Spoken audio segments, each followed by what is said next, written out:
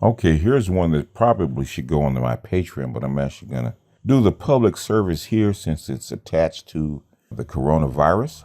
And for you naysayers, one way or the other, whether it's real, and I know it's evidence that the damn virus is real, or even in that small chance that it's not, as a disclaimer, in effect, as far as the economy is concerned, it doesn't matter because the whole world is acting as if it's real. So whether you believe it or not doesn't matter. I'm just going to throw that out as a disclaimer before I get started. The U.S. government has thrown more than $6 trillion at the coronavirus crisis. That number could grow. The dual rescues, each historic in its own way, put the country back on track to eclipse the World War II era highs in the national debt and the Federal Reserve's balance sheet. All told, the U.S. government has committed more than $6 trillion to arrest the economic downturn from the pandemic. The moves appear to have calmed stock market investors, not be enough to hold the economy together if the health crisis drags through the summer. When you combine the steps taken by Congress and the Fed and account for how the two interact, America's national coronavirus response represents more than a quarter of the U.S. economic output. To feel the weight of that sentence, try thinking of quarter as a measure of time, not a fraction. That's a quarter of GDP. That is to say, the response from Congress and the Feds totals significantly more than $5.4 trillion of goods and services spewed forth by the U.S. economy in the fourth quarter of 2019. Consider everything the government studies to estimate gross domestic product, military wages, pensions, record sales, toll booth returns on local highways, high school sports participation, sewage collection receipts, manufactured home shipments, and even the value of meals farmers grow for themselves. There are about 2,500 measurements like that, and the coronavirus response could easily purchase everything they represent for more than 3 months. The three phases of congressional stimulus are relatively straightforward. There's $8.3 billion in response to Trump's $2.5 billion request, $192 billion for an act extending paid leave, and an estimated $2.15 trillion for the CARES Act. That's like $2.5 trillion. On its face, that's the largest COVID-19 response of any government in the world, according to Columbia University economist Seyun Elgin. In fact, it's larger than the entire annual economic output of Italy, Brazil, and all but 7 countries. Still, that number lacks context. Luckily, we can get plenty of context from Elgin, who spends several days each week updating a database of 168 countries' responses to the pandemic, in between caring for coronavirus positive family members and a 4-year-old.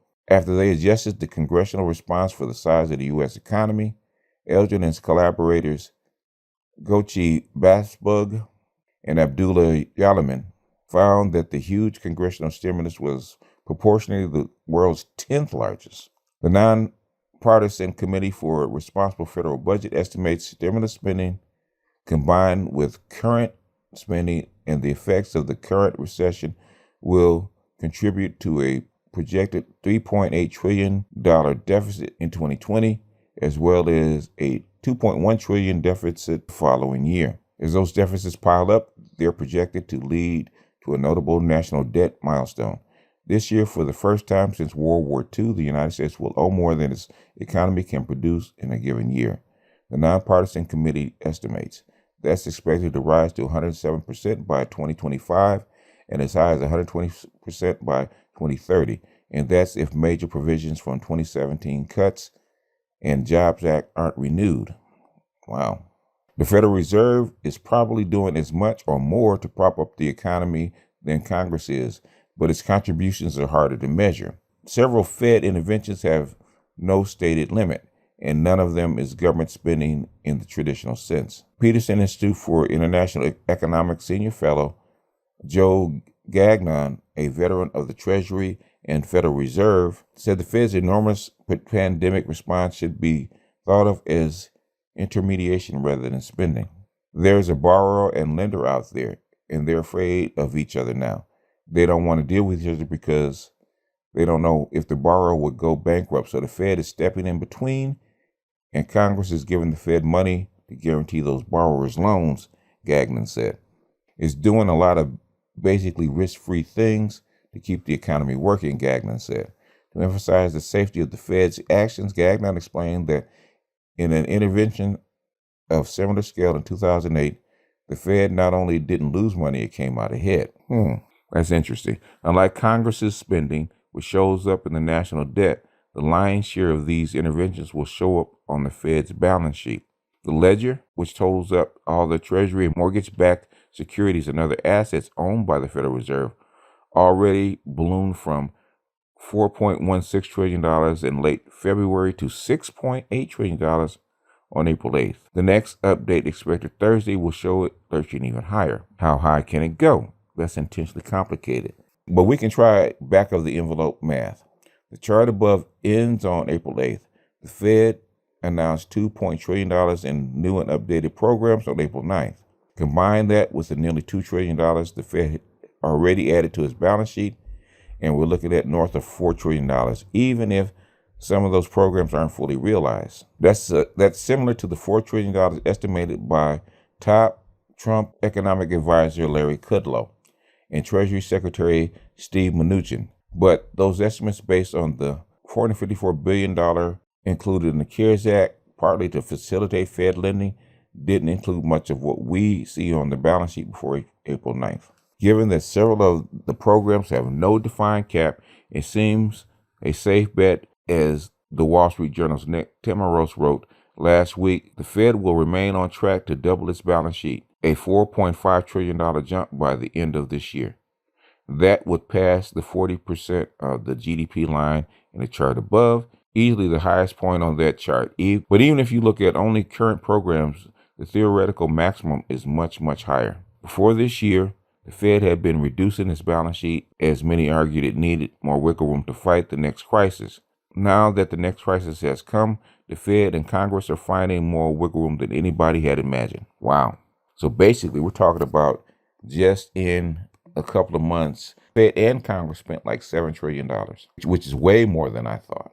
And like I said, the Fed was already basically had spent or guaranteed like $2.5 trillion.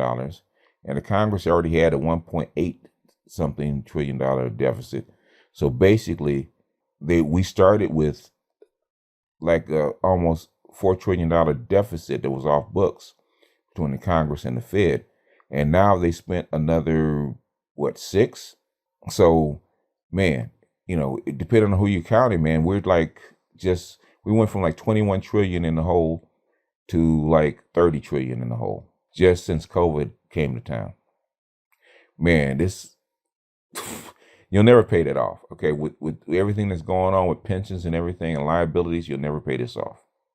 It's probably going to become impossible.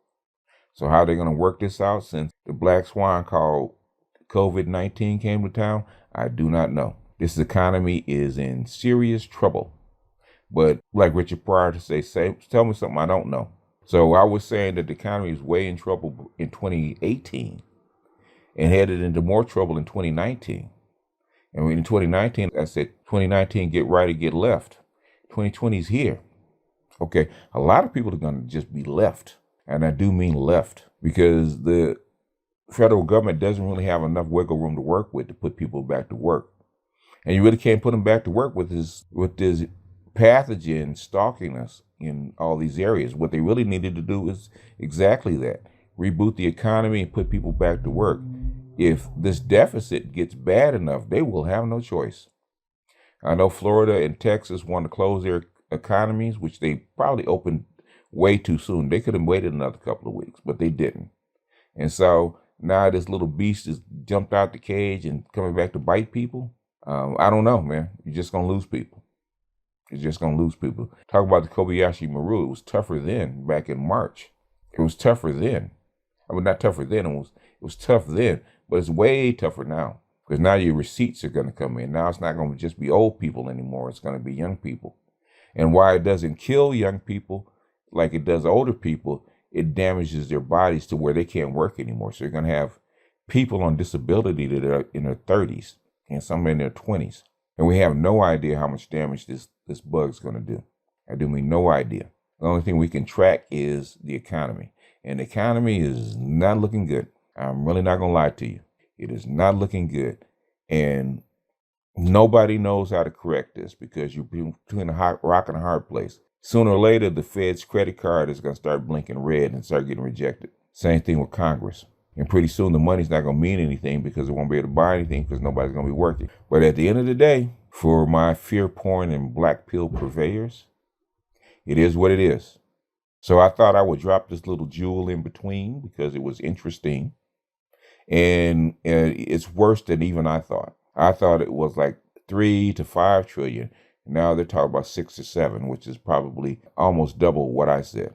So hopefully that those 2 black swans that dropped on us in March won't drop on us again. But that doesn't look like it's going to be the case. So with that, I'm going to jump off here. This is BGS out, and I'll see you guys.